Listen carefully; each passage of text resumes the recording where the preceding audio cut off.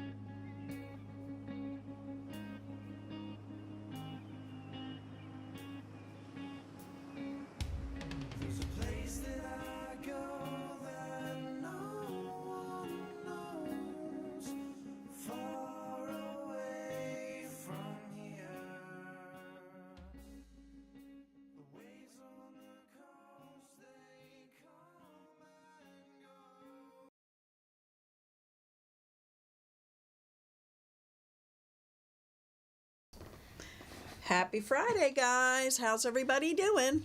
God, look how pale we are. We're doing good. I'm finally feeling What's going on better. with that? Oh, my eyes are, I can't even Look at see. me, I look like an albino. You What's are going an on tonight? albino. What's going on tonight? Holy smokes. Your hair's darker tonight. Turn the lights down or something. My goodness. Here, I hurt somebody's eyes. There we go. What happened? I don't know. Guess you got pale. I don't know. Yeah. It went away. My blood pressure must have went up. I got my color back. How's everybody doing out there? Welcome to Recovery Chat through Living Hopeful. I hope everybody had a great week. We did. Nothing exciting going on. I have been getting a couple calls from families that are struggling, and I hope that if you are a family member or someone that is struggling with their recovery, that you would reach out to us so that we can, share our suggestions, Hey, Larry. Hey, Barb. what we have been done, what we have been through, and, share our experiences with you. If you're new here, this is a recovery chat, and it is for anybody that is in recovery, that is struggling with recovery, that are active and are looking for a place for support, or a family member or friend that is living with somebody in the throes of their substance use disorder, or in recovery, because just because they're in recovery, especially early recovery, we can happen to get caught up in that, and while they're early in recovery, they're trying to learn how to come back into the lives of those that they may have hurt, those that they're trying to make amends to. But that's what we're here for. We're here to help anybody that is out there that is looking for a place to come and chat and not feel judged, and just for the support to meet others that might be in the same situation. And you can find that if you have the option in your comments, if you can see the comments. If you are here with us tonight and you want to be part of it, just hit like and subscribe so that you can get the comments coming up. If you do not want to be acknowledged in the comments and want to be your anonymity saved, you can always give us a call in on 267-737-8031. Just give an alias and you can ask your question. And if anybody is out there struggling, please feel free just to pop in the comments or give us a call and let us know what you're struggling with today, and we'll share our experience with you. And I always use the alias Victor Shakopopoulos. Shakopopoulos is in the house. So if you are out there and want to join us, they are your two options. If anybody's out there and has a topic that they want us to touch on, please feel free to put it into the comments or call us. Hello, Judy. Hey, Welcome. Judy. Hey, Larry. Hi, Barb. I can't see. My eyes are so blurry. Mine too. That's why I put Like- these glasses on. My eyes are I look like so my blurry. older brother, And his name? Happy. Happy and Pappy. I just want to point it out to you that next Saturday, not this Saturday, the following Saturday is our dance. Woo! It is our Valentine's dinner dance, sober dinner dance. It's at Georgine's in Bristol. It is from 7 to 11. If you are interested in tickets, they are going quick. Please give me a shout out and comment, what have you, and we'll try and get the tickets out to you. If not, you can, if you have Venmo, you can Venmo them to the number on the flyer that is on my page, where I will send that information to you. And, it's just dinner, dancing, and great food. Georgine's is awesome food, and it's just an awesome time. We have such a great time. If you're interested in donating a basket, a service, please feel free to reach out to me. We do use the proceeds to help people that are in early recovery. We don't make enough money to pay for recovery houses or anything like that, but we do help them out with the little things that they need but don't have the money at the time to take care of those. So feel free to Hi, John. reach out to Enjoy your that. meeting. Hey, John. Glad to see you checked in under I your miss you. real name. Yes, I hope to see you next Saturday. If not, I understand, but I would love to hang out for a bit. Hope you got my video I sent you on Messenger. Yeah. The comedian. And feel free to come in and chat with us too. We haven't had you on in a while, so feel free to come in and give us a shout. Help those that are struggling. Shout. So I don't really have much of a topic. I've been kind of busy this week, and I just know that there's a lot of people out there recently really having a rough time with relapse, especially, and I'm not exactly sure why. For the relapse, maybe it's Valentine's Day. I don't know. A lot of COVID going around. A lot of COVID A lot going of around all everything of a sudden. going around. Last week I was not feeling up to par, but I am doing better today. If you are somebody out there that's struggling, what are you doing to try and get back on track? That's so important, to reach out and make sure that you're keeping in touch Oh, with. Barb's having a horrible day. Not good. Oh, sorry, Not guys. good. Sorry to hear that, Barb. What's going on? What's up, Barb? We're here and we're listening. You good? Are they good? I mean, Are you having a horrible day with your sobriety? Are you having a Just a horrible, horrible day in with general? In general? Did you not get roses for Valentine's? did the coffee urn at your second job break? Oh, crazy news at work. Well, that can be troubling. Hate crazy news. Yes, I hope that it all works out, whatever's going on. If you want to talk about it, we can chat.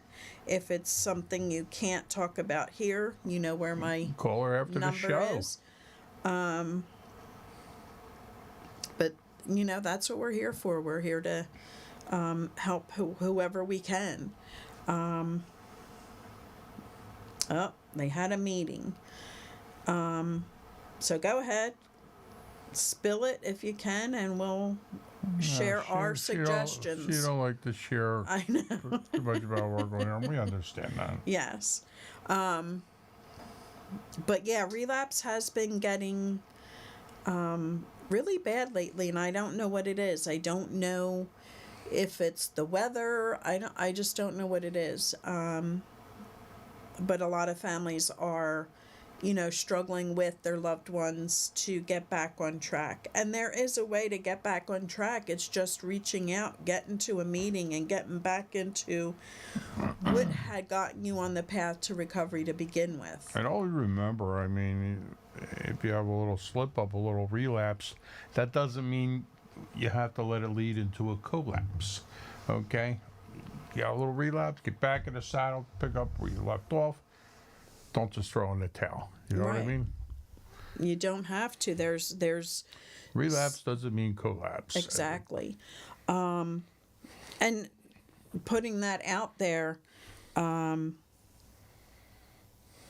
we have not this Wednesday, the following Wednesday, I think it's the 21st. We have the anniversary meeting at Livingren. The family support meeting is the anniversary meeting. There will be food. A lot of people come back that have been through there. It is our 11-year anniversary. The family group was started 11 years ago by Dana Cohen. And we've been, what, eight of them? 11? Yes, we've been there for 8 of the 11. And, it's so great to see so many people come back, so many people that are in a good place, and not necessarily because their loved one is doing well, but they've learned how to live with their loved ones still being active, maybe homeless, where so many of them are also dealing with a loved one that's gotten their shit together and they're doing well, and they're doing better with their life and connecting with the families again. Speaking of connecting, a lot of people liked Mike last week. He was a good guest, got a lot of positive feedback. What do you guys think? He's quite a character. He's a great guy. Mm-hmm. I'm sure he's out there in the background. Hey, buddy. Pick up some, which, I can't think of the name of something. Some cream donuts for you. Some Holmesburg creams. Man, I go get Holmesburg. I'm going to make that trip down here one weekend. You're going to get a call, and I'm going to say I'm around the corner, and I get a bag of Holmesburg cream donuts. Yeah. I didn't get them. I was told I was going to have them last weekend, but We can take a trip tomorrow, but I buy a dozen. We eat a dozen, man. That's yes, it's not often you turn 60. They're like and I made a over shirt the top. for myself. I made a Living Hopeful shirt. But anyway, getting back to I had to cheer my buddy up around the corner anyway. His dog just passed away, and every time I get Holmesburg cream donuts, I always drop 2 off at his door on the way home. Mm-hmm. So I come home with 10. Mm-hmm.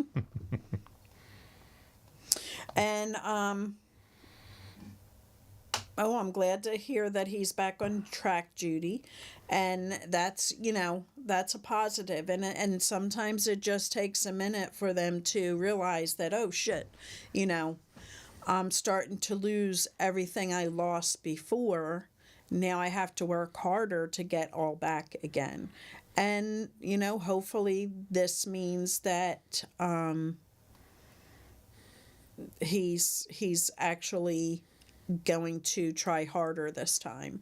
I don't know what's causing all of this relapse, but it just seems to be over the top lately. And a lot of it has to do with, you're in recovery and you're doing well. And you're doing well for whatever reason. And you feel that you're strong enough to stop going to meetings, to stop reaching out to your sponsors, to stop reaching out to the numbers on your list.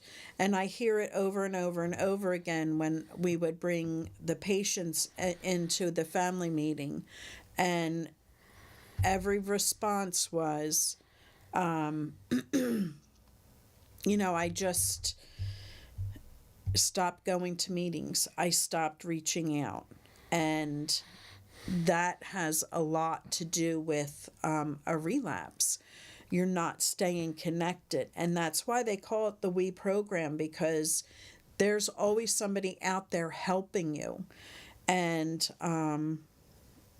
that's where you're going to get the help and the support. You're not going to get the help and support from a family member that doesn't understand addiction, that doesn't understand the mindset of somebody that struggles with addiction. If you haven't gone through substance use disorder and recovery, you don't know what they're feeling. They can explain it to you, but you just don't get it. We sit in the, okay, just stop doing it. And we just don't understand that it just hijacks the brain so bad that they can't. Their brain keeps telling them that this is what you need in your body. You need this in your body because, your body craves it, wants it, and needs And it. Judy said he had a kidney stone. They gave him pain pills that he couldn't stop. Well, he should have told them to put on his chart that he can't have pain pills. Which obviously he didn't tell them. He didn't. So, And not necessarily, because I know of 2 incidents where somebody's gone in and had surgery or what have you, and they tell them that, I'm sorry, but I can't have narcotics. I am in recovery. And you don't understand the pain you're going to be in. You need to take these. I'm only going to give you 6. Well, it'll only take 2 or 3 before, they're back at it again. Yeah. And really, when you're in recovery, Xanax may not have been his choice, his drug of choice, but anything that alters your brain, anything that alters your mind, can take you right back to where you had started Nobody made again. him take them pills. He should have known that he couldn't take them. I Right. mean, that's the cold hard truth right there. He knew. And I know people, and I've had kidney stones, so I know the pain that comes with them. It's excruciating.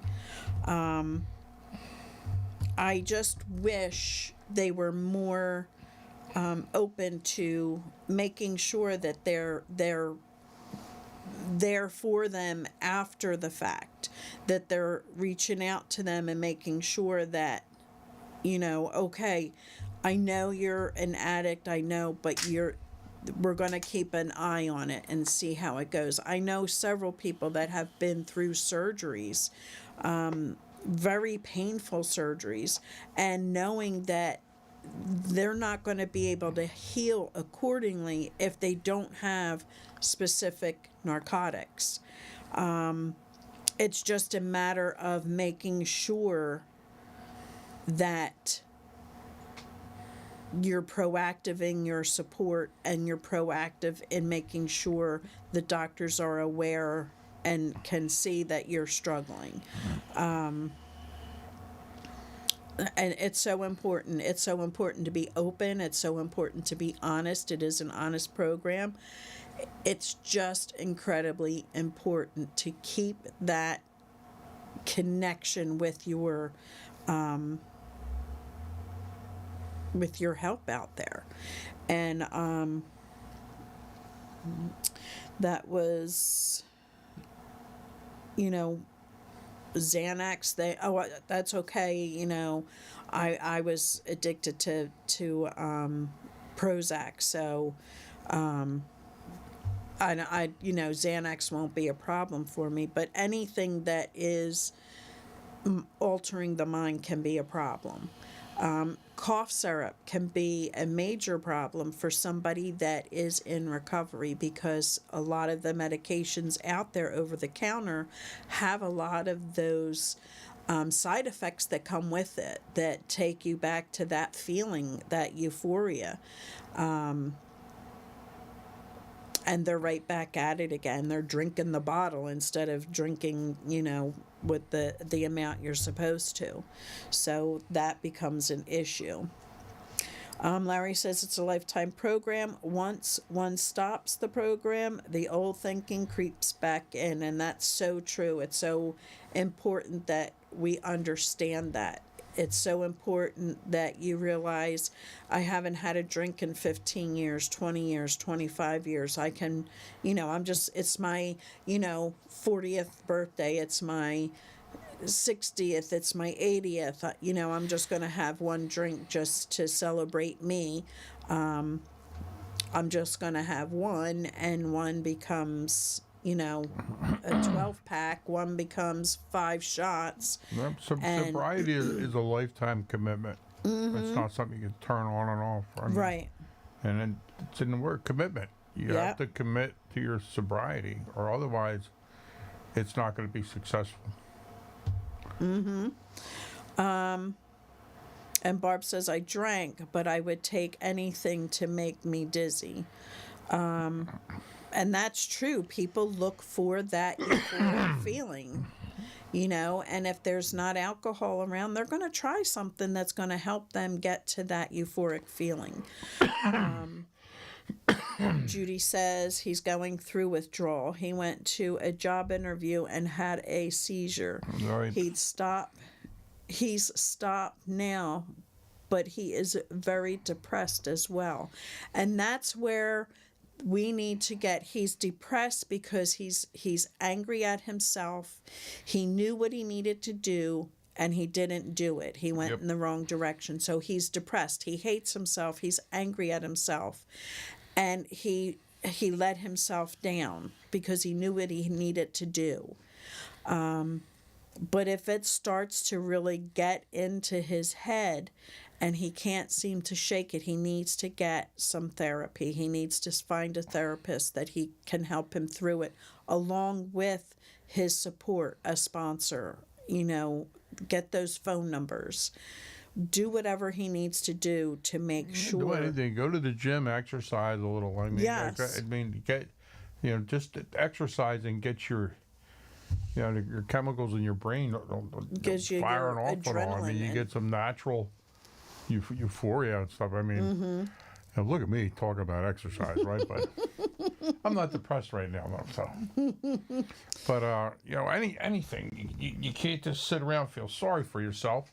No. It's not going to help. It's just going to lead to more depression, more anxiety, Just and, don't sit in it. That's the thing. more People sit in it. self-loathing. Yeah.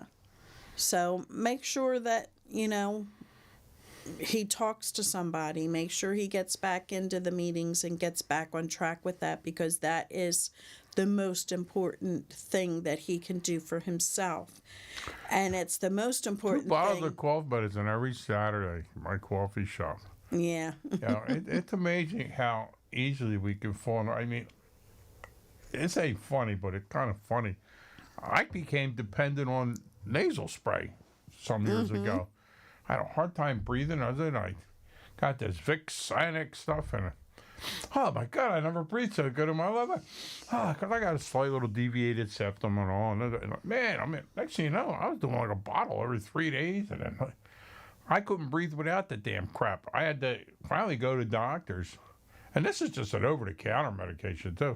I had to go to doctors to get a prescription nasal spray to get off the over-the-counter crap, because I could not breathe without it. It was ridiculous. And I knew of it. I have a cousin, the same thing happened to, so I knew how dangerous it was. But I had to take the really strong stuff like the Afrin. That shit should be just taken off the market. But I knew to be careful, but it didn't matter. Like, I was so damn angry at myself. Like, that was so stupid. But it's what we do. You let your guard down. You're not paying attention, and before you know it, you're addicted to something. Yeah. I mean, you got to be careful, especially you got that addictive personality. And Barb, you're right. Cigarettes are probably one of the most addictive drug out there. And if you don't think it's a drug, they now have recovery for. Cigarettes are an amazing thing. I mean, I quit smoking. I was a 3-pack-a-day guy on the weekends, 2 every day during the week. And cigarettes is a weird addiction. Nicotine is odd. I mean, it's very strong addiction, but chemically, it's easy to disable. I mean, because it's a threefold addiction. It's a big one thing. It'd be a good topic if somebody in here really knows more about it. But you got the chemical end, the physical end, and the mental end. And it's like so many things lead you to smoking. It's not just the nicotine; it becomes a whole habitual thing, and it's fascinating. And one of the things they regulate in cigarettes is sugar. It's an inert type thing that really doesn't have to be listed because it's food grade, whatever. But when sugar burns, it gives off other compounds. I read a whole thing about this that leads to the addiction also. That's something you hardly ever hear about. I mean, but you're right. But I mean, I broke that chemical end, and it was a lot easier than I ever thought for me. I went through the patch only because Lori had to quit smoking, and I had no intentions of quitting smoking. I don't think I go, there's no way one of us can smoke in this house and not the other one. That's just not. That makes no sense. So I said, give me that stinking ass patch. And I put that stupid nicotine patch on my arm, and I kid you not, within 15 minutes, I felt a difference. It wasn't that I didn't want a cigarette totally, but the urge wasn't as strong, that chemical, because I was still getting like a nicotine dose, yeah, but it's through the patch. I'm like, that's ridiculous. And, I think about 2 weeks. I didn't even go to the second step. And I quit smoking, man. It's probably the best thing I ever did. I still can't believe I don't smoke. I used to wonder why people didn't smoke. Mm-hmm. That's how demented it is. Yeah. That they don't know what they're missing. I get so much relaxation out of smoking. Mm-hmm. I feel better when I smoke, because it's the goddamn addiction. It's the craving of the nicotine. That's why you're feeling better, but you don't think in those parameters. Right. And I'll tell you, this week I've been struggling. I've been wanting a cigarette. I've been wanting to smoke. And I don't know what it is. It's just, well, I know that I was watching a show and that's all they do is smoke. And I don't know if that's what's causing the trigger or not. Not me, man. I don't. But miss it's them at just all. so weird that I just really want one. And I can't stand the smell of people that smoke. I feel like such a hypocrite. And I smoked 3 packs on a weekend. How damn offensive was I? Yes. Oh, I can only imagine. Oh, and I have a friend that smokes, and the spouse doesn't even know it. They're outside sneaking it, and they spray themselves oh with. boy. It's like when we were kids, I had my one buddy, Pat. He had a smoking glove. It was like a winter glove. And he set to hide it outside. He had to smoke with his smoking glove and hide it outside because his father smelled his hand back. His smoking glove. I got cracked up. Too funny. Yes. And vaping is becoming quite a issue out there with the younger generation.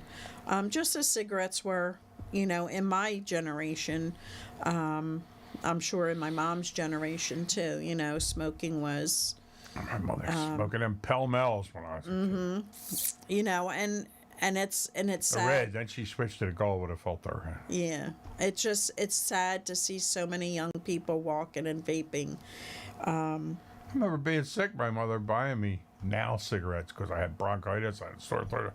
She felt bad for me, so that helped me along, like ginger ale and a pack of Nows, with the micronite filter. Oh, you couldn't even get no smoke out of that damn thing. I almost had a stroke trying to get some smoke. I'm breaking the damn filters off. Yeah. But that's, I don't know. But the regulations today crack me up because you have to give them your license. Even though you look like you're 90 and ready to die. We all hijacked they mom's still cigarettes have at to one time. They still won't sell you cigarettes without swiping your The license. kids next door, her mother smoked Salems. Rolled down to 40, brought a couple Salems down. Like, oh my God, what are these things? The menthols. Mm-hmm. We used to, my mom would write us a note.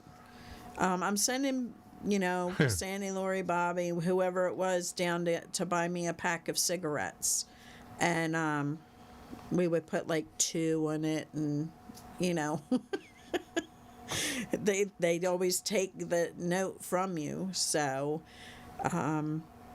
we would be outside and like, oh, we lost the note. We don't know where. So we got an extra note. So we always found a way to get cigarettes, Oh, it flew out of my hand and flew away, whatever it took. From my mom. And we were young. We were really young, but it was so cool. And, or we would wait for them with my mom and dad both smoking, and they would buy a carton, so they never knew who. My mother said to me for cigarettes, she'd be food shopping at a drugstore or whatever. I'm trying to remember. She got, go get me 2 packs of cigarettes. They never questioned me. I'd buy like 10. Okay. Mm-hmm. Different then. Everybody the times smoked. were Fred and Barney different. smoked. Mm-hmm. The Flintstones. They smoked. Yep. They did Winston commercials. They didn't smoke in the cartoon, but they did Winston commercials. Mm-hmm. You It's can find crazy. that on YouTube. It's funny as shit. Yeah, and it's funny because you see these old shows and they're smoking. The doctors are doing surgery, smoking away. It's like, really? Okay, bring my cigarette over. Dropping ash Okay. in there. Whoop, go let me get that out of there.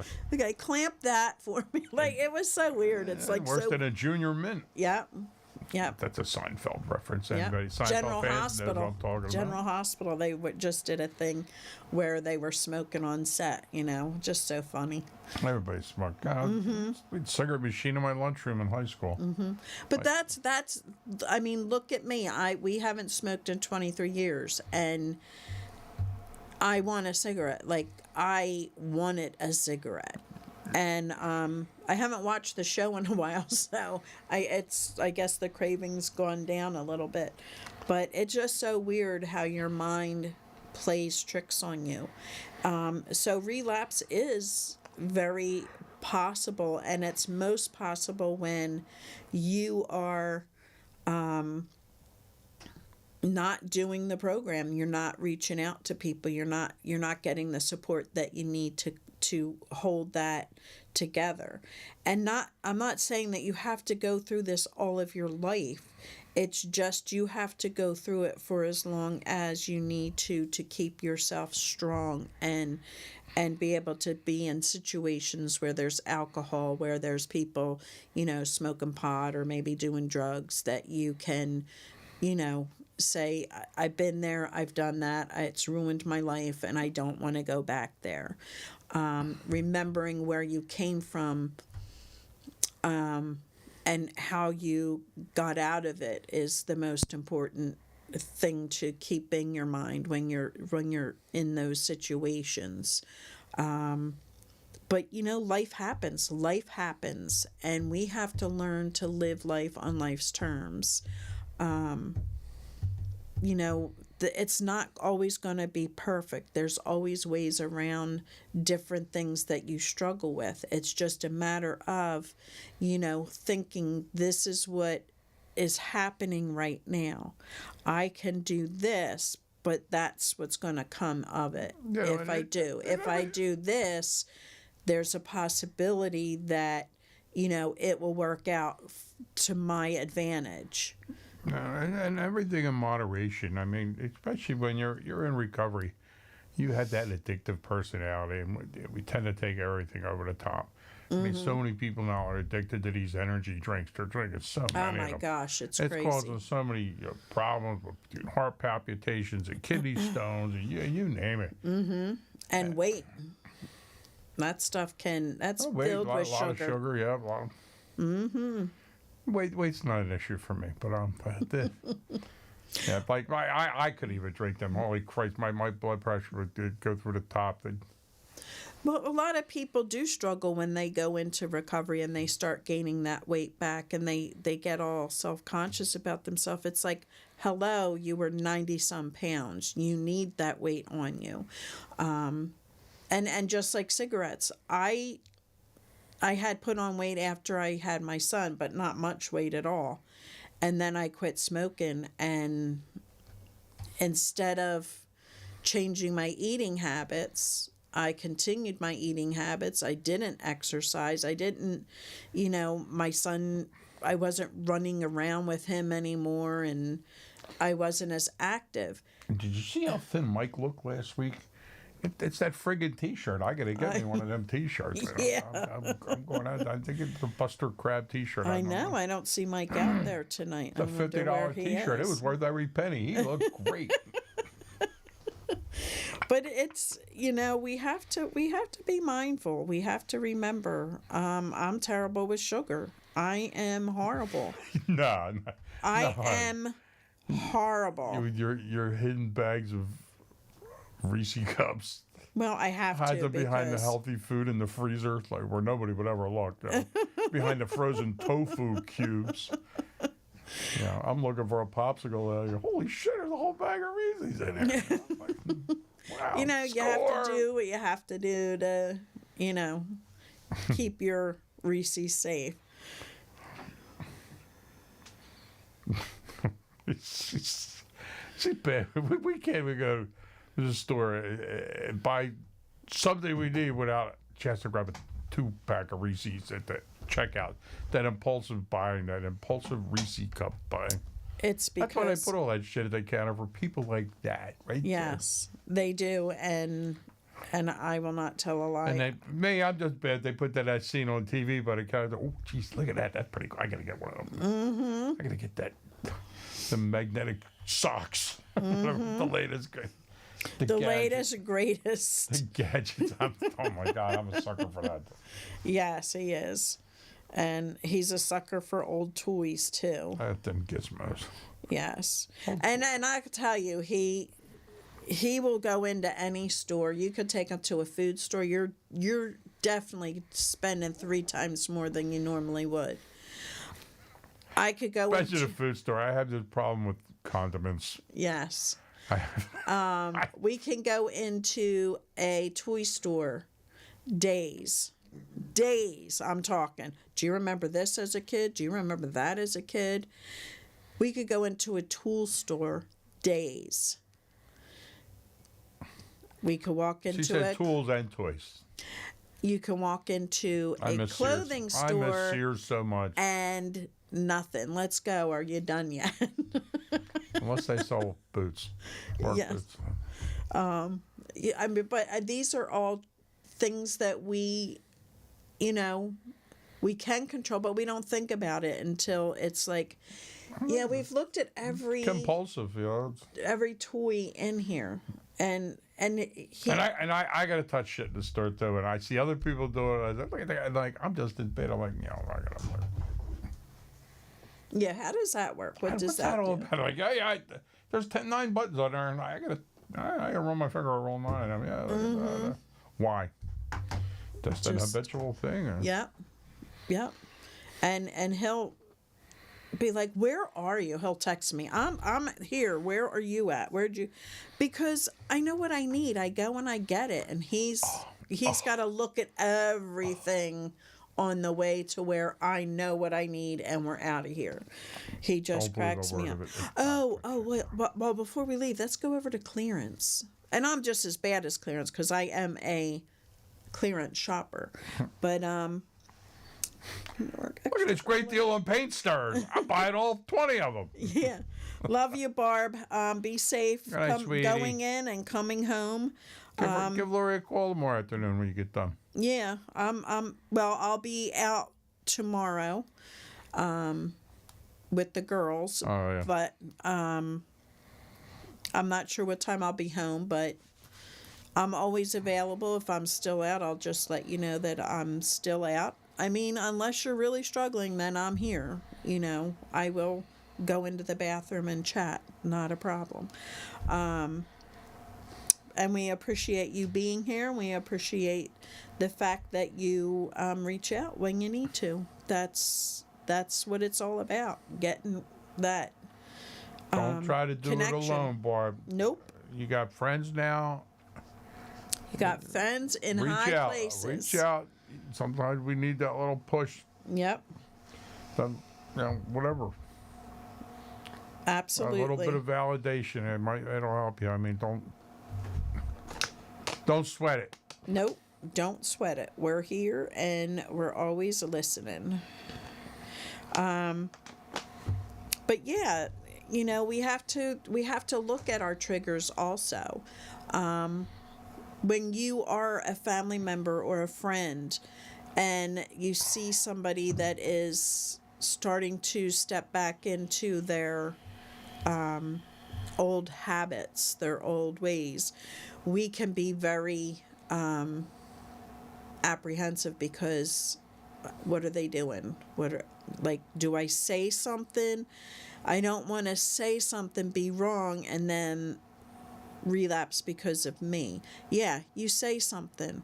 You let them know that you're noticing it. And just do me a favor, reach out to your sponsor if you haven't reached out to him. What are you doing? If you haven't... I'm checking my eyes.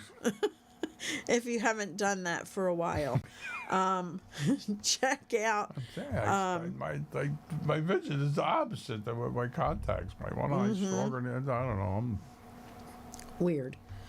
But no, do that. Reach out. That's call them on it. That's what it's. A lot of times we just sit in the background and say, I hope, I hope, I hope, I hope they're not, I hope they're not. And they are, you know it, your gut knows it, you just don't want to realize it. You don't want that to be the reality of it all. So, make sure that, you're calling them out on it. Say, listen, I don't understand what you're going through. I see that you're starting to, show signs of going back to that place, but I can't help you with that, but your sponsor can, your call list can, if you're connected with counselors or therapists, reach out to them, tell them, this is what it is, this is what's going on, and get that help that you need. It's most important that you stay connected until you're strong enough to, go sometime without it. Sometimes we all got to reach out for help, man. You got to get comfortable being uncomfortable sometimes, and get over the embarrassment part, get over the whatever it is. I mean, reach out. Get some help. You don't have to endure this alone.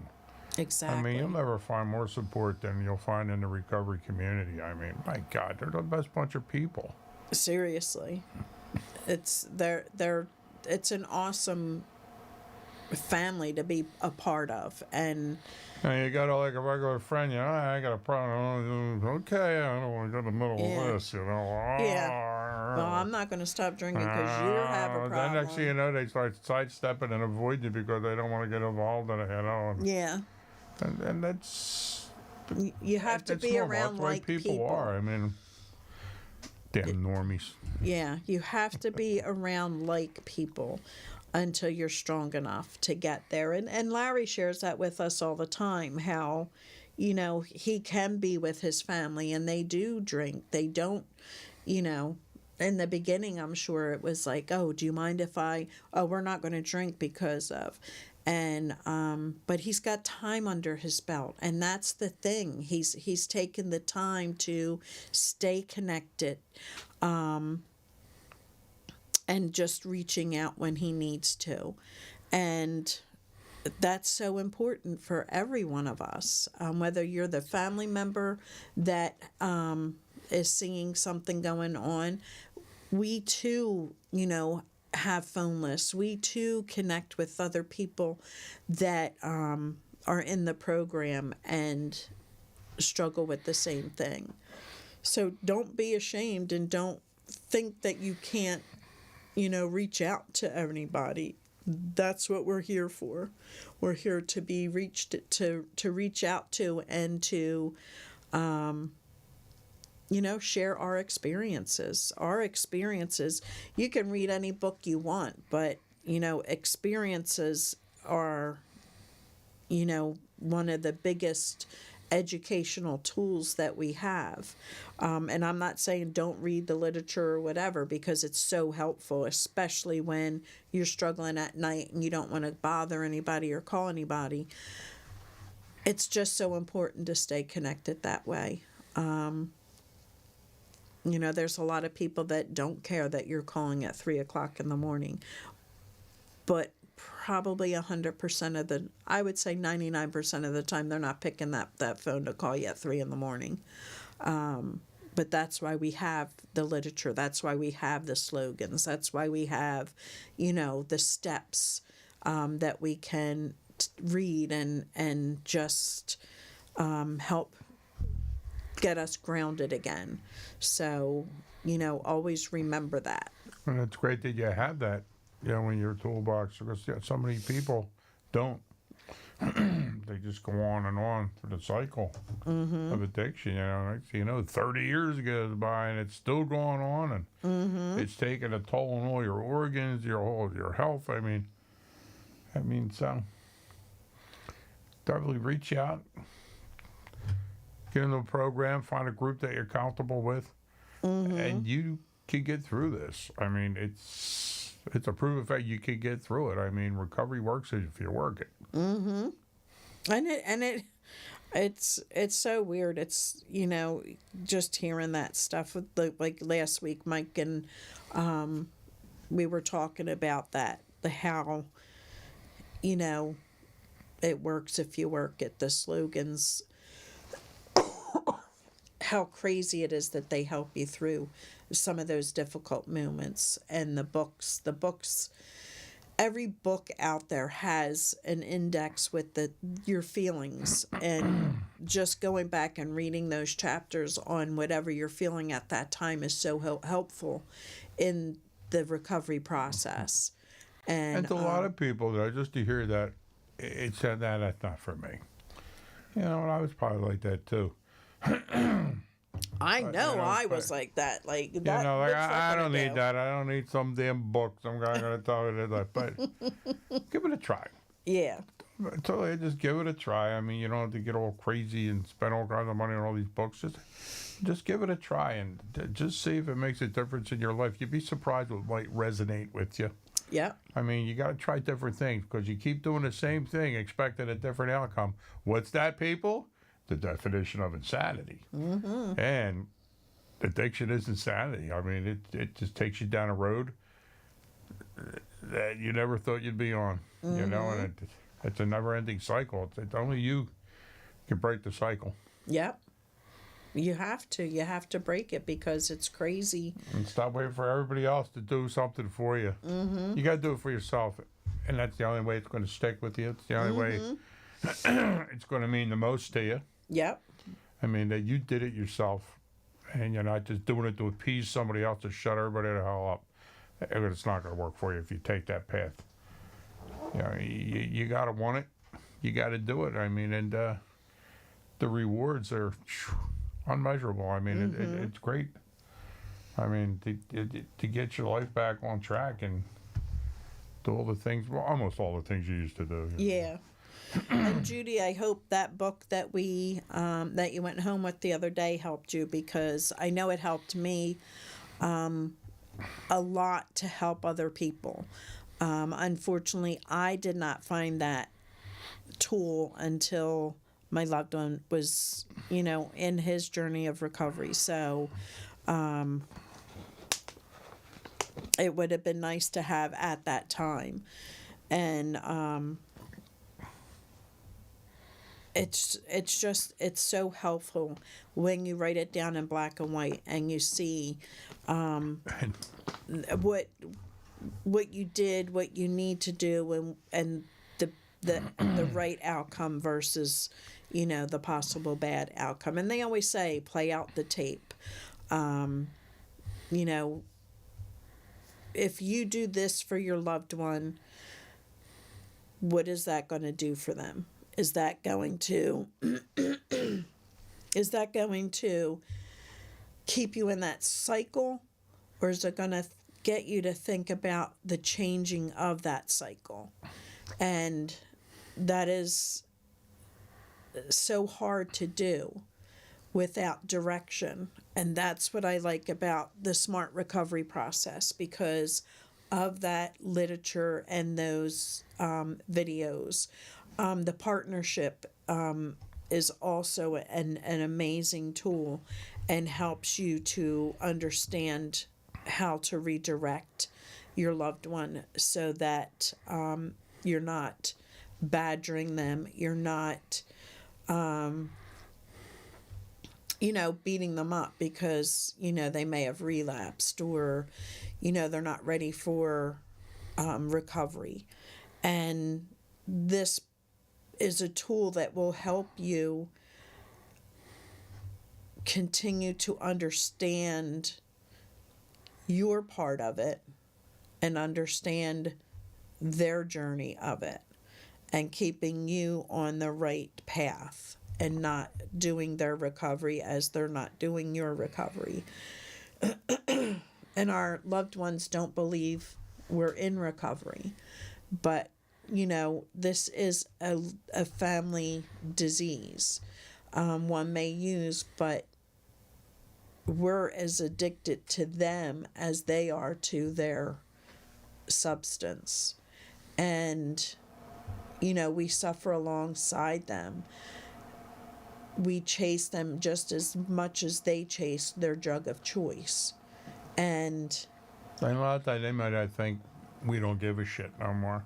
right, You know, but it's really not the case. It's just, you know, we become so frustrated that it comes off as anger. Which it is anger to It an is. extent, but but it's doesn't fear. mean they don't love you anymore. It's just Yeah. they just don't know how to deal with you anymore.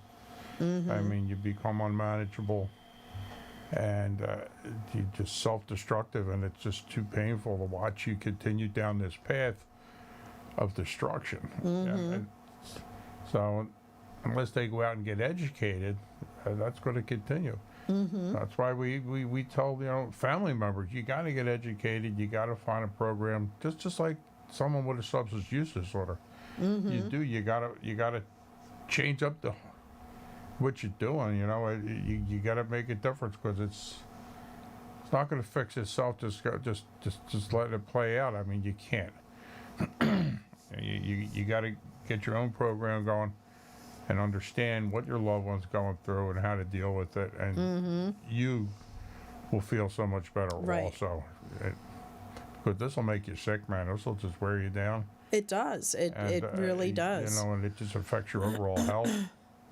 I mean, all that worryment. I mean, somebody needs to know the only time we would sleep or just let our guard down a little is when our loved ones either, you know, incarcerated or in treatment.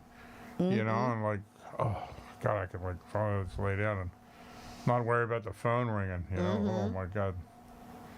But these are all things we all go through, and you don't realize it until you start going to programs, you know, going to meetings, and you start hearing similar stories that you're experiencing yourself. Like, hey, wow, this is pretty common. I mean, I'm not in this alone, and that in itself is, in a weird way, comforting, because you know you're not a special case, you know, an uncurable situation.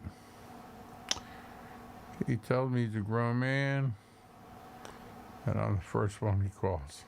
It is. And they are, because they know that you're there for them. They know that you are their support.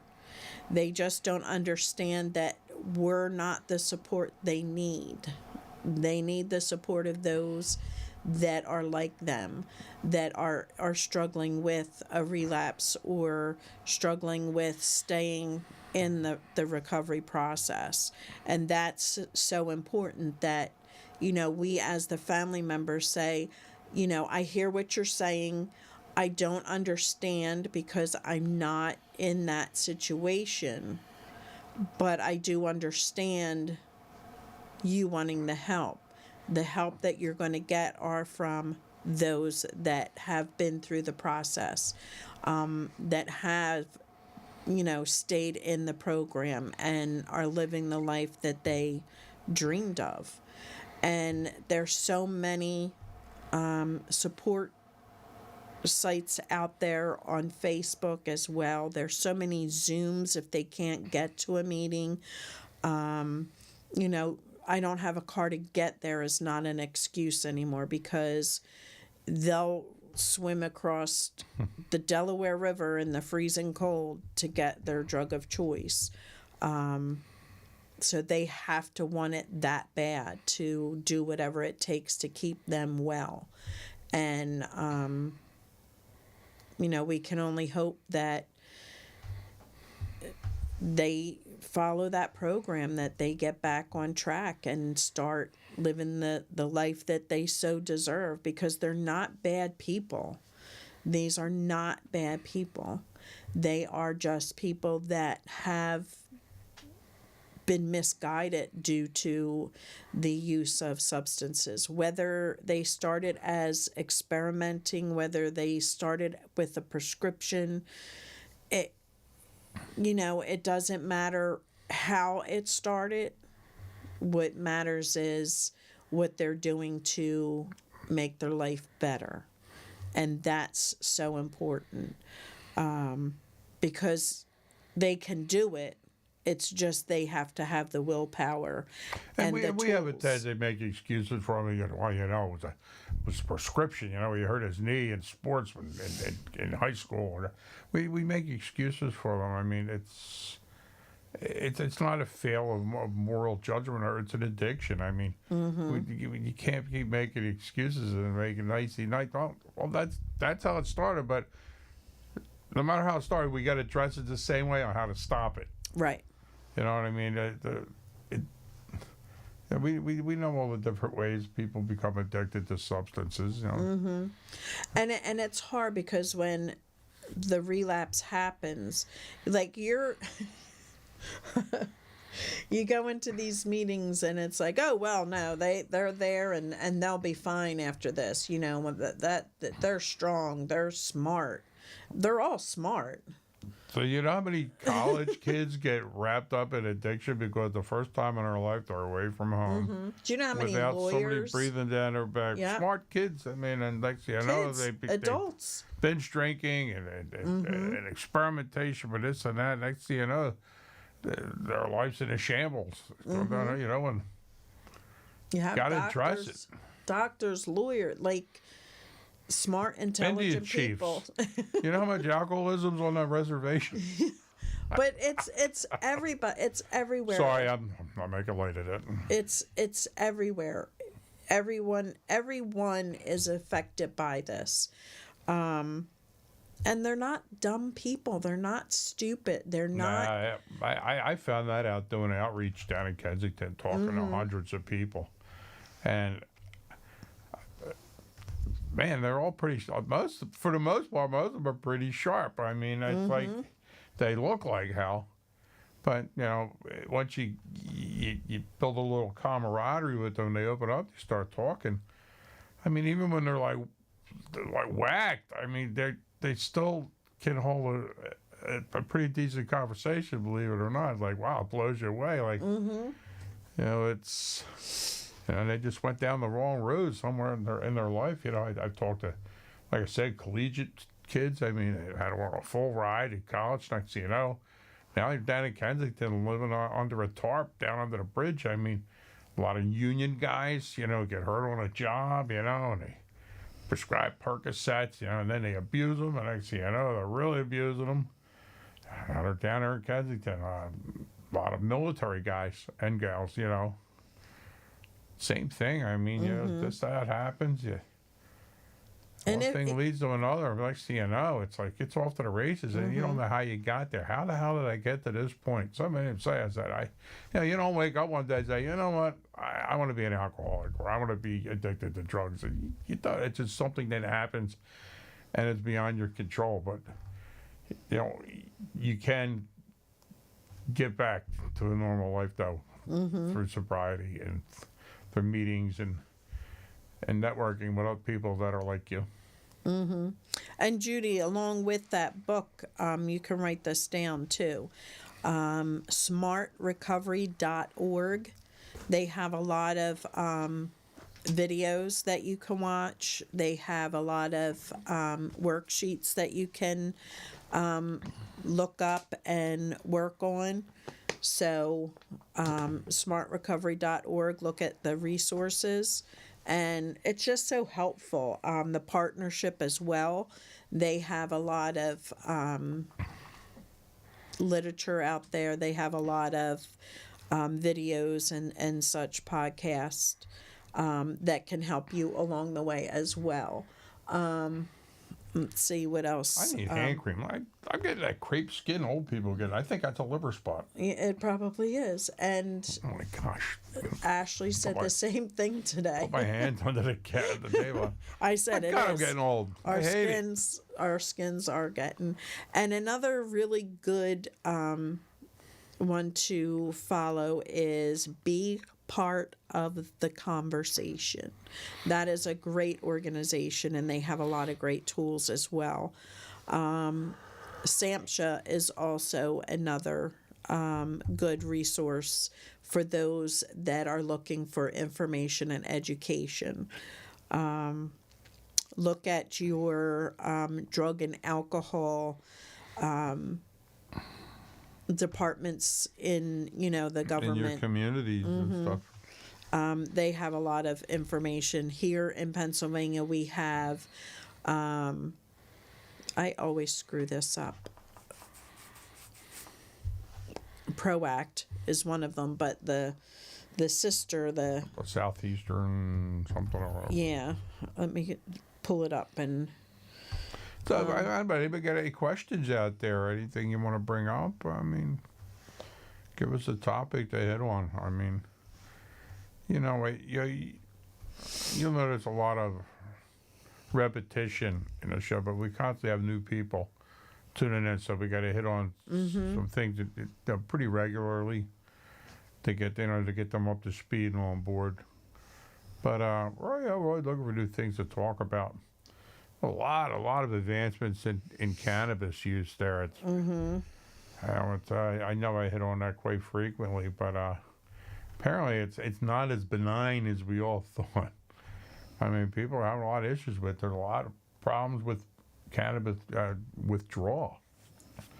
Reading a lot. I mean, it's not as dangerous as the withdrawal from other drugs, but it can make you very irritable and feel it can affect mood swings. It can affect your job, your attitude. I mean, I don't think you got to keep in mind. I mean, and it's some people get angry when I start talking about marijuana. I'm not anti-marijuana by any chance.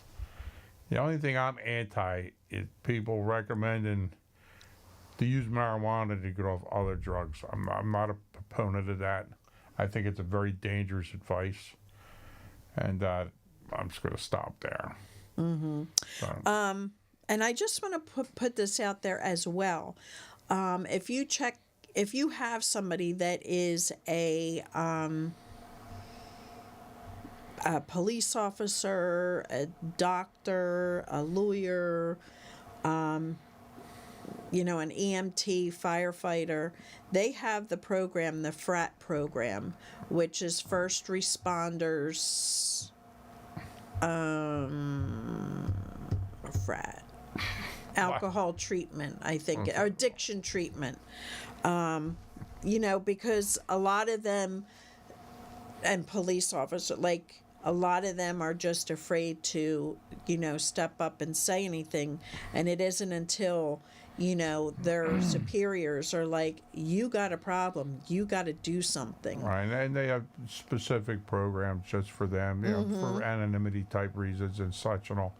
And they're more comfortable in a group of their own peers, like in the same position. And they're great. It's a great group. I mean, I know Liver Grin has a very big frat program. And I think everybody has something along those lines. So, let them know that there's help out there that's specific just for them. And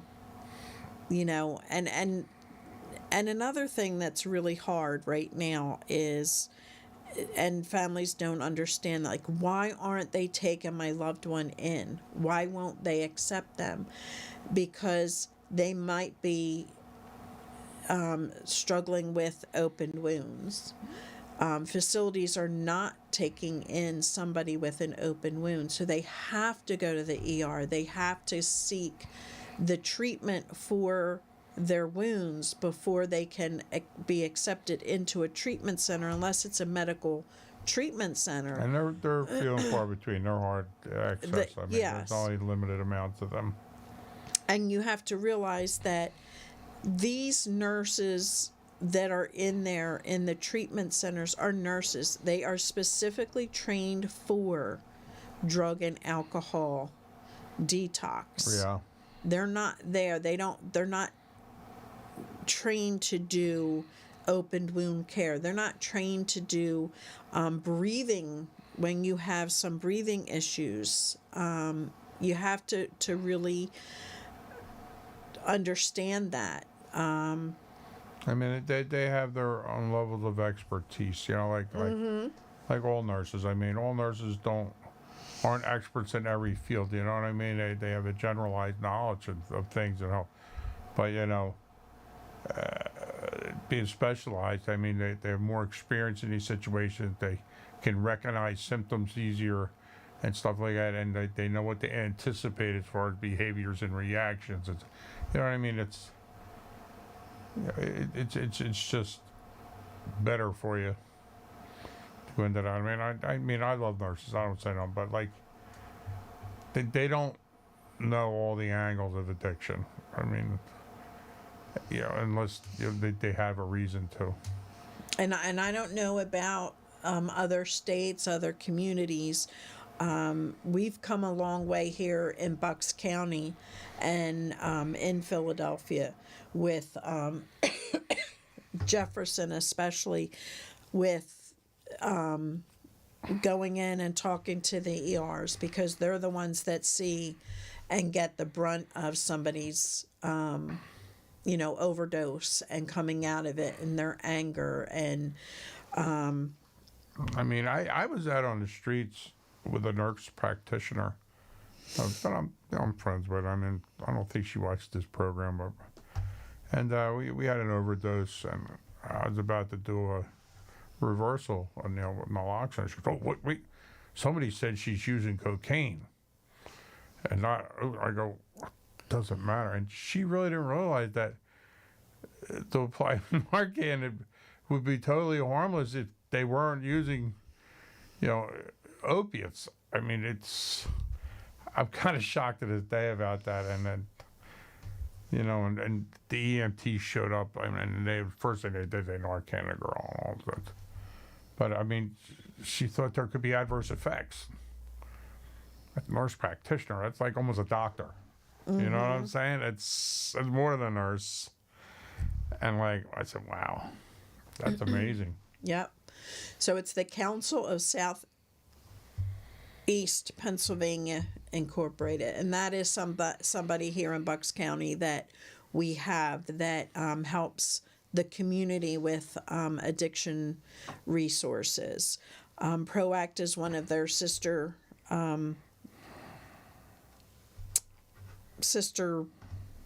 whatever Sledge organizations, and PROACT is a recovery community center, and that is for anybody that comes out of treatment. They come out of treatment and they don't know where to go. Okay, first you're doing meetings, you're doing whatever you need to do that was suggested to you by your counselor. This is a place where you can go. They also hold meetings. They also do different things. Sometimes you do yoga, music. They have several different things. Drum circle. That you can do there at the community center. You don't have to do everything that they have, but instead of going out and dealing with the people, places, things, you have a place to go that is safe, that they understand you. They're 100% met, and they have CRSs, which are certified recovery specialists. These are people that have been in recovery themselves and are doing well and become certified in recovery outreach that helps the people that are there struggling. They have computer rooms for you to go in to use to fill out applications. They have people that help you with resumes. So it's a community out there that is just trying to help you continue in your recovery.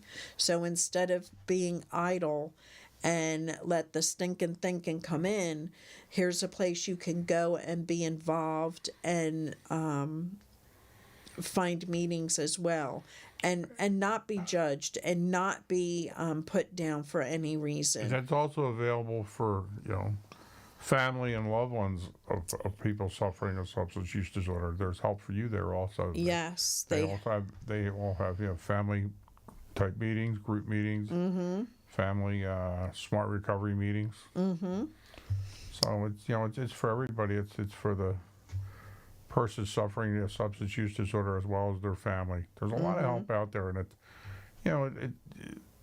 you wouldn't know it was out there unless somebody told you. Right. So that's why we try to bring it up. Right, and you really don't know about it if you're not if you're not struggling with somebody that's in the throes of their addiction, if you don't know about it, if they're in their recovery, but there's help out there. And this is where you have to get proactive and just go into Google, type, drug, Getting pale again. Damn camera. type in drug resources, alcoholism, addiction resource, and so many things will come up in your community that will help you and guide you to how you can help your loved one, how your loved one can be helped. Like Edgar Winter. I mean, what's with this camera? I'm so I don't pale. know. But that's Like anemic. that is the most important thing, is to get those resources under your belt. And that's the most important thing. Another important thing that we have discussed before, making copies of driver's license, making copies of insurance cards, making copies of birth certificates. These are all things, they're like the three most important things that'll put a wall up for your loved one to get help. So keep that in mind. In order to help your loved one, these are some of the things that you can do on your end that make you feel comfortable and helps you to help them when they are ready. When they're not ready and they're on the streets, first day they're going to get robbed of their backpack, they're going to get robbed of whatever's in their pocket. It's the lifestyle out there. So it's so important for you to keep that information available, so when they are ready, you can say, okay, he doesn't have it on him, it was stolen, whatever, this is his number, this is all his information. And that way, the maybe the rehab can help them with that. Maybe, a community center can help them with that. These are important things to know if you're a family member struggling to get your loved one the help that they need. I don't know what else is really out there. It's just a matter of researching the different rehabs to know what insurance they take, who's got scholarships, who's got, connections. Go to your state representative and see what they have available, and who they can contact that can maybe get you the help that you need. I know that some of our state representatives have been very proactive in making sure that somebody that is ready for the help can get the help that they need. A lot of police stations are changing their view on addiction. It used to be that, oh, we're going to this one again. They overdosed again. I can't believe this. They're carrying Narcan now. If you have a loved one that is active, that comes to visit or is living in the household, make sure you have Narcan, because it doesn't matter what drug they're doing. Everything is pretty much mixed with fentanyl today. Keeping yourself, able to, as long as they're breathing, there's hope for their recovery. And there's many people out there that have had a lot of stents into different facilities, and there's a lot of facilities that won't accept them back there because they've been there and left AMA, which is against medical advice, that they won't allow them back in. So, keep a list of those. Reach out to the organizations that you have in your community. Like we have Angels in Motion, we have Never Surrender Hope, we have, there's so many of them. Go on to Facebook, pop up addiction. You're going to see so many things, in your area. Heroin in whatever state you're in, county that you're in, and so many things will come up for support or you know, help out there for both the family and the one that is struggling. Yeah, Lori just brought up a very valid point there. If you have a loved one that's buying illicit drugs on the streets, no matter what it may be, if it be Xanax or opiates or opioids, you should keep Narcan in the house. Because, like she said, so many of these drugs, even cocaine, it's being adulterated with fentanyl and can cause an overdose, an opiate overdose. So, I mean, it's a good idea to get your hands on some Narcan, which Narcan is naloxone. Narcan is the brand name, but naloxone, it's an opiate reversal drug. It's a life-saving drug. It's not dangerous to have around the house. It's not dangerous. If you should misdiagnose and give it to them, it will not hurt anybody. Any one of us can do naloxone right now will have no effect on us. It only reacts with opioids and pushes it off the receptors in the brain and allows respiration to continue and breathe, because that's what an opiate overdose does. It suppresses your respiration. You have no desire to breathe. You essentially suffocate. And it's an amazing drug, and it's very good to have in the house. I mean, you never know where you could be. You could be anywhere. Yes. You could be at the Wawa and find somebody slumped over in the bathroom or something. I mean, it's great to have on your person. You could easily save a life without really having to have any kind of specialized training. It's very 10-minute video tells you everything you need to know. And But you can also go on YouTube and look for training videos on Narcan. It's not a very involved. It's just spray up the nostril and just kind of put them in a certain position so they can breathe. And it's something to look into. I mean, I recommend everybody should have it somewhere in the house or And for those that are purse. struggling with somebody that is still actively using, I highly suggest going onto YouTube and typing in D.A.R.A.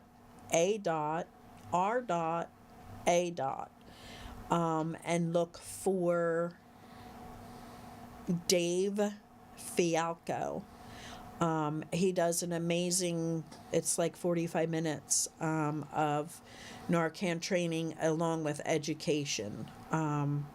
He's an amazing speaker. He's an amazing educator on addiction. And he's so helpful. He was so helpful to me in the beginning stages of me trying to get educated and learning what I need to know. And to Narcan is help. available so many places. You can get it for free at a lot of places. Yes. You can get it over the counter in any big pharmacy retailer Reach now. out to your It's organizations in your available there. area. You can purchase it. The prices come down considerable from what it used to be. But there's still so much free Narcan out there. I mean, Yes. so many organizations get large supplies of it and hand it out readily. Yes. And here in Kensington, it's out there. It's, our overdose deaths have gone down a great deal because of the Narcan that is readily available. And so many people are surviving the overdose. There's no less overdoses, No. but they're surviving. There's less surviving. fatal overdoses. Yes. There are less fatal.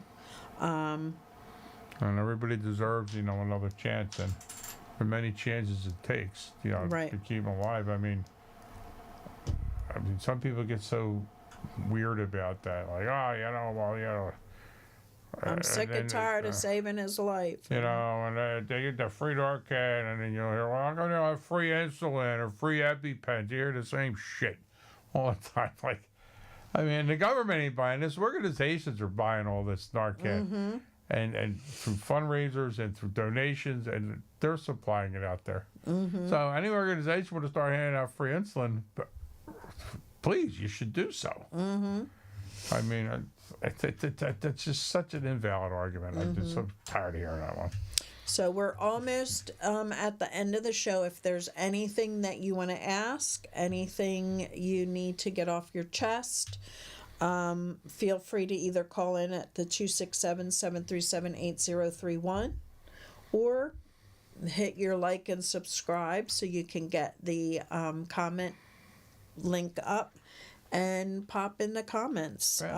This is Lori, my lovely wife. I'm Pappy, her Handsome husband. My pale, handsome By husband. pale, look how pale, like Edgar Winter. Look at that. This camera sucks. Give me a better camera. It makes you look so heavy, too. Yeah. Yeah, I'm actually 96 pounds. Unless your Mike, I mean, Mike looked fabulous. I must have been the angle he was sitting at that Yeah. camera. But just coming up, that remember the dance is coming up. We have the anniversary Living Grin Family Support Group, the Living Your Anniversary coming up. Food will be supplied. It will be starting at let me check the time because I think it starts at 6 or 6:30. For that particular event because let me see. Fred keeps sending it. Dead air. 6:30 to 8:30 is the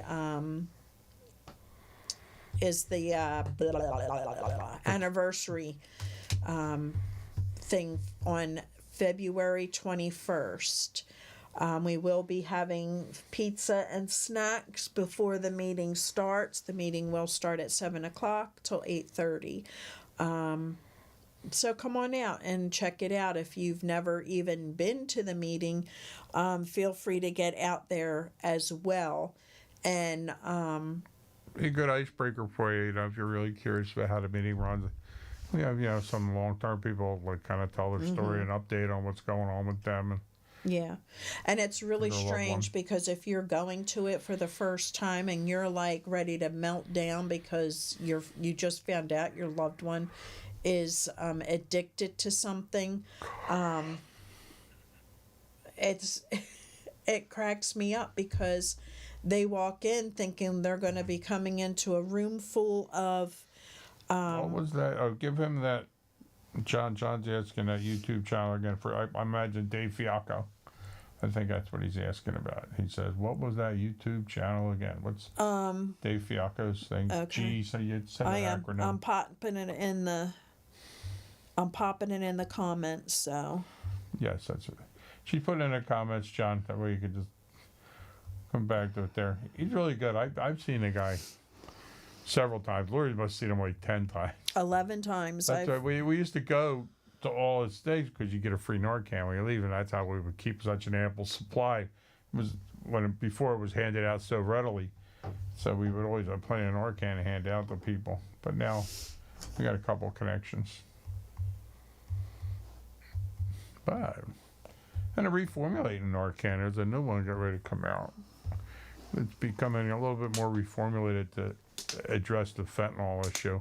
Mm-hmm. It's a kind of different compound and it lasts a little. So, it's constantly evolving. Everything's evolving in the recovery world and the world of addiction. Yes, Which is good.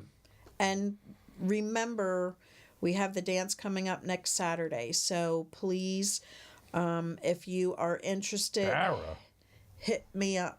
Dara, D-A-R-A, Dara. Isn't that what's her name's thing? Yes, just plug in Dara and look for Dave Fialco. That's who the video is through. And it's like 45 minutes. It's not his normal video, but oh my gosh, the education that he gives on it is amazing. So I'm going to try and find it here. There it is. It's Judge Andrea Duffy's site. That's her organization. And I'm going to Another great person, good friend of the show. Judge Andrea Duffy, great proponent of people trying to get their act together. Mm-hmm. Instead of just throwing the book at everybody, she's a great judge. I mean, getting people into drug court and such and things, and trying to take a different avenue instead of just locking them up, getting them into treatment. Yeah, I just put the link in the comments if you can copy and paste from there. Check that out because it is a really great educational tool. And also check out smartrecovery.org for several videos for families, for those that are struggling or in recovery, so many different resources in there. Just go up to the little 3 lines and find out, which area you want to go to. And it'll guide you through that. So remember, we have the dance. We have the 21st is the family group anniversary. If you know of anything that's coming up that you want to share with us, please pop in and put it in the comments as well. We will be back here next Friday. We are here every Friday from 9 to 10:30. Depending if our producer gets stuck in traffic, it may be a little later sometimes. He's actually got to scoot out of here tonight. He's going to go see Yes. one of his customers, And one of his bands. yes, so just know that we're always here. Even when the show's not going on, we're here right there at 267-737-8031. We can always... That's a hotline. That's a designated number. Goes right to Lori. And you can... call or text on that number.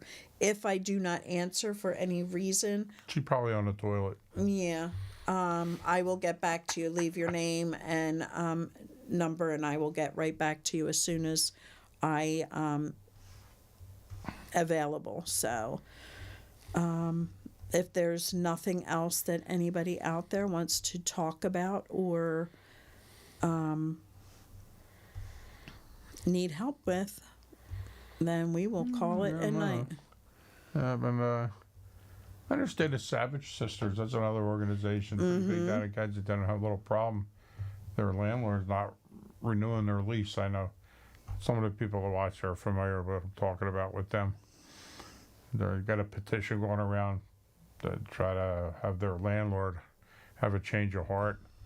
They do a lot for the recovery community, for people trapped in addictions down there in Kensington, the Savage Sisters. So Yeah. that's something else you can look up, see what's going on with them. And that's sad because a lot of it has to do with the neighbors complaining about it being recovery based. Yeah, drawing so many people to that area. I mean, it's, Oh, you're drawing all the, the thugs and the take care there, thieves see and- Ray.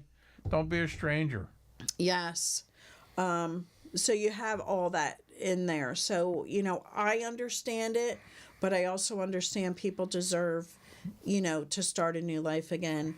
I would have no problem with a recovery house next door to me, but my other neighbors would probably be freaking out. And, it is, everybody deserves a second chance. That's good. People just don't understand what it's all about. They have Right. their own preconceived notion of what goes on with these things and all. It's all negative unless you really Right. know what they're about. And it's a shame because not Right, everybody... right around the corner from us. I mean, Yep. And, one block down, a couple houses down. and not everybody's in it to win it. We're always dropping things off there. They look at us. We're them crazy people from around the corner. And not everybody's in it to win it. There's going to be relapse. There's going to be overdoses. It's just part of the process for some people. And that doesn't mean it's a bad house. It's just that person that's there is not ready. And, they may get some time under their belt and get back there and be... And there are overdoses in these houses from time to time. I mean, you got people constantly coming and going. I moved to there. It's like, Lord, some people aren't ready and have a relapse and they haven't used it in a long time and they end up overdosing and all they see is the ambulance pull up out Right. front of this place. But, there's a bunch of druggies in there. It's no good. Not really understanding what's going on. It's sad. And that cracks me up. It's like, oh, look at these druggies in there. Yeah, what are you taking right now? Like, come on, people. It's, everybody deserves a second chance. And, it's life. They have to live somewhere. You can't put them in the middle of a forest somewhere because they're not learning the life lessons that they're being taught in these homes either. So... Anyway, so we're coming up on that time, people. Our producer's got to skedaddle. I want to thank you all for tuning in tonight. And as always, I remember that recovery works if you work it. Yes. Everybody, peace out. We'll see you next Friday. All right, gang. Thank you so much for tuning in. Have a great night. Have a great weekend. Love yous. Love you all.